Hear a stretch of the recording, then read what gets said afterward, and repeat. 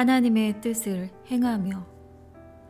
내가 하늘에서 내려온 것은 내 뜻을 행하려 함이 아니요 나를 보내신 이의 뜻을 행하려 함이니라. 요한복음 6장 38절 말씀. 하나님의 뜻 안에서 우리는 그분의 신적 완전함의 가장 수준 높은 표현과 신적 능력의 강력한 활력을 한꺼번에 접하게 된다. 창조와 그것의 아름다움은 모두 하나님의 뜻이었다. 그것은 하나님의 뜻이 드러난 것이다. 자연은 모두 하나님의 뜻을 반영한다.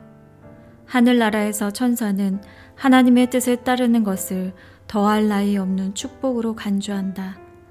인간이 자유의지를 갖고 창조되었기 때문에 선택할 수 있는 능력으로 하나님의 뜻을 실천할 수 있는 나름의 능력을 가질 수 있다. 그런데 인간은 사탄에게 속아서 하나님의 뜻보다는 스스로의 생각을 쫓는 커다란 죄를 저질렀다. 그렇다. 하나님의 뜻이 아니라 자신의 뜻을 쫓았다. 여기에 죄의 뿌리와 비참함이 자리하고 있다. 예수 그리스도는 하나님의 뜻을 따르는 축복을 우리에게 되돌려 주시려고 인간이 되셨다.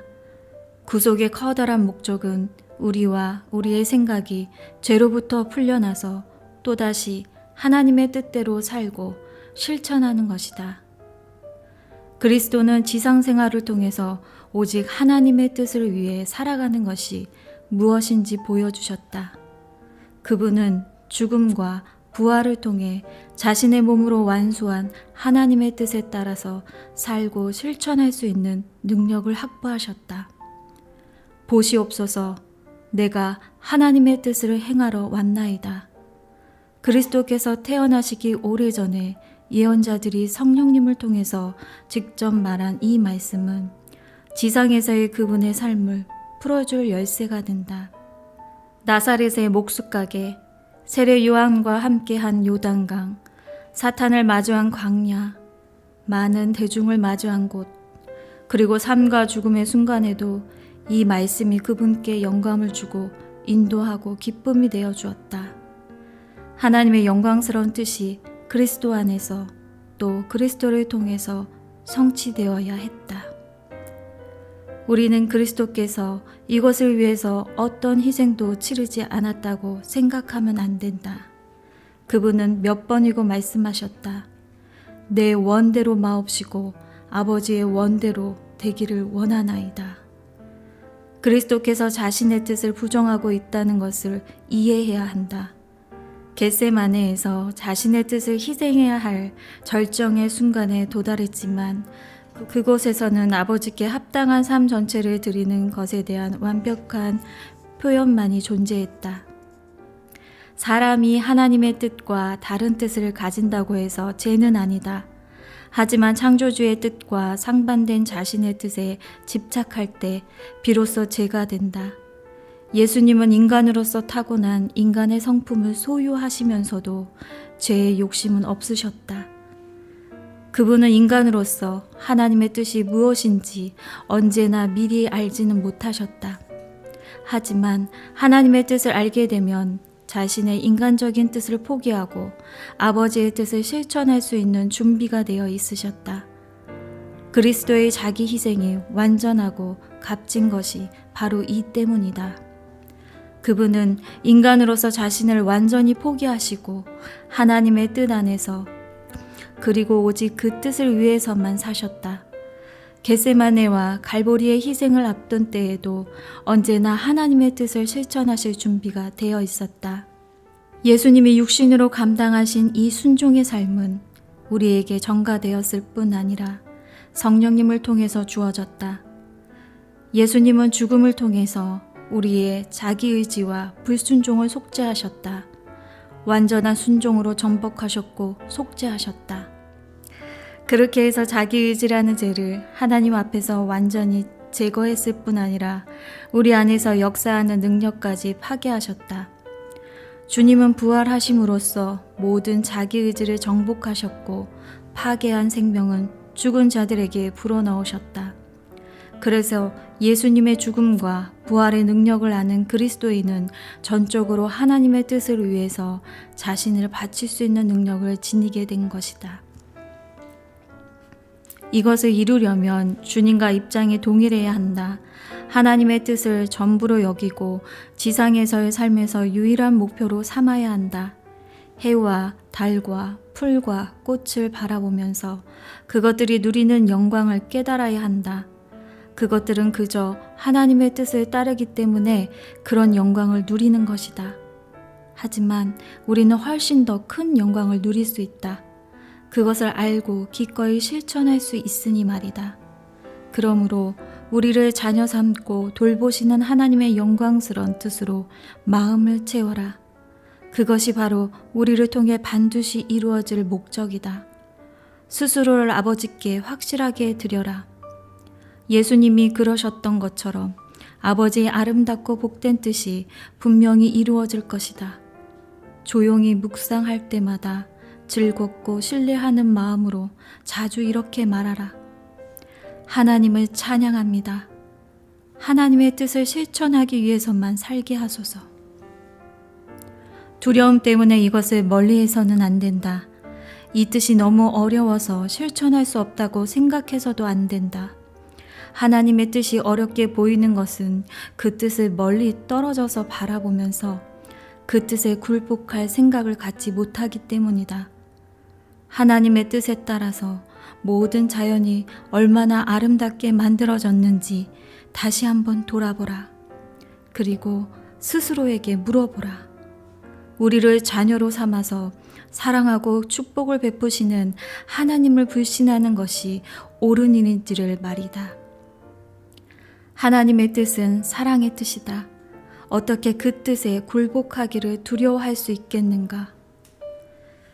그 뜻에 순종할 수 없을 것이라는 두려움 때문에 물러나서도 안 된다.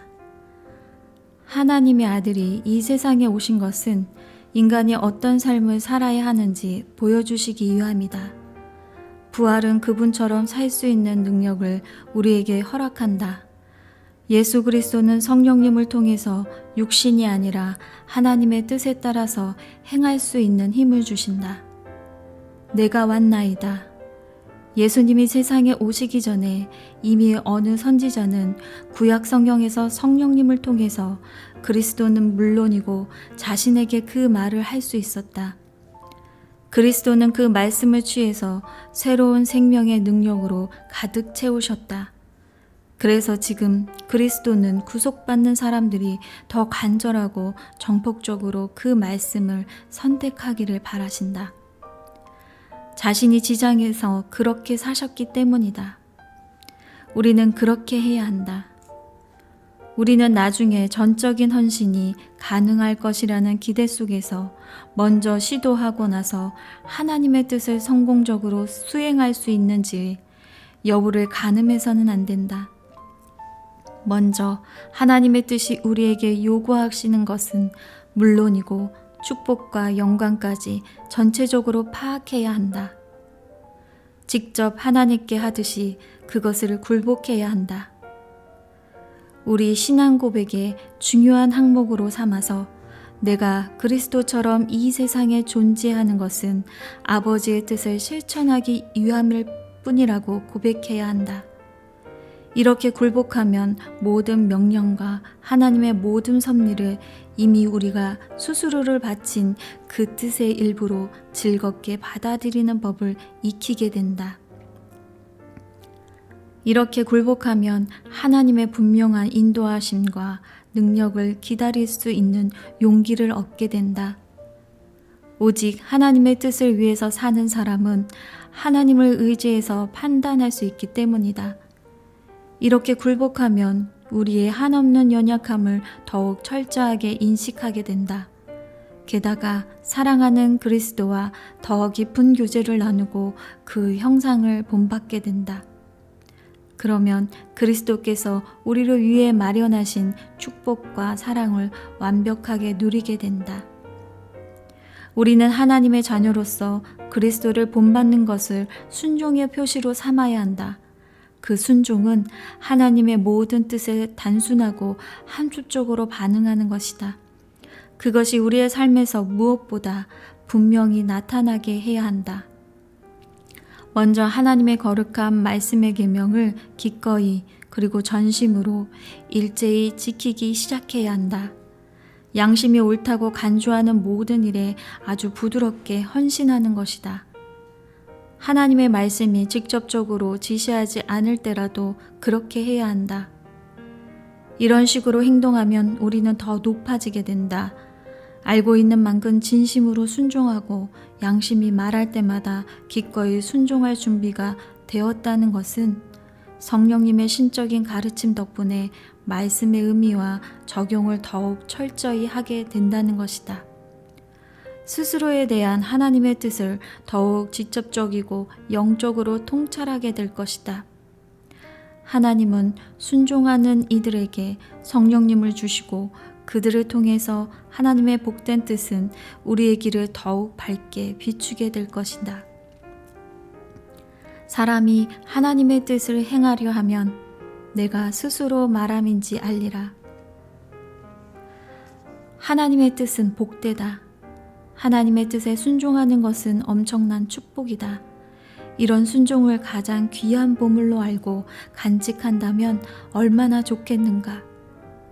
그리고 오직 하나님의 뜻을 위해서만 사는 것이 너무 힘들어 보이면 그리스도께서 힘을 얻은 것을 기억하라.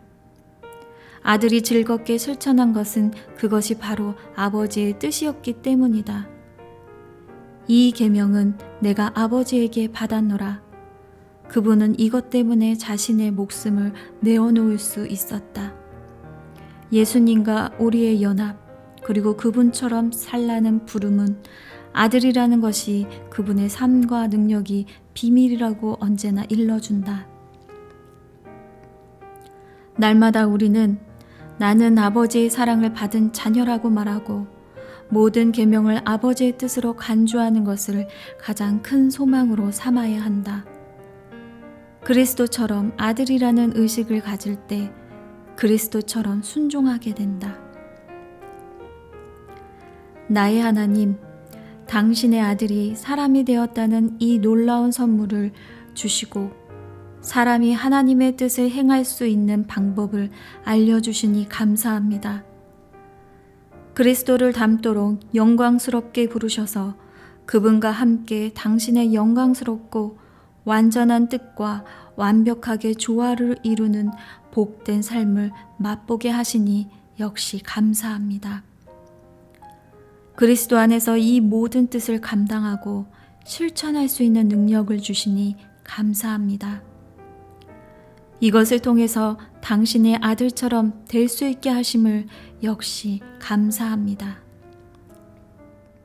나의 아버지, 이제는 나의 부름을 아이처럼 새롭게 받아들여서 즐겁게 신뢰하고 사랑하겠습니다. 주님, 당신의 뜻만 전적으로 실천하면서 살고 싶습니다. 말씀 안에 거하면서 성령님을 기다리고 싶습니다. 당신의 아들처럼 날마다 기도로서 교제하는 삶을 살면서 언제나 당신의 뜻을 더 확실하게 직접 일깨워 주실 것을 확신하고 싶습니다. 나의 아버지, 내 소원이 당신이 보시기에 합당하게 하소서. 영원히 계속해서 그런 생각을 품게 하소서. 은총을 허락하셔서 언제나 진정으로 즐거워하며 이렇게 말하게 하소서. 나의 뜻이 아니라 아버지의 뜻이 이루어지이다. 내가 이 세상에 있는 것은 오직 내 아버지의 뜻을 실천하기 위함입니다. 아멘.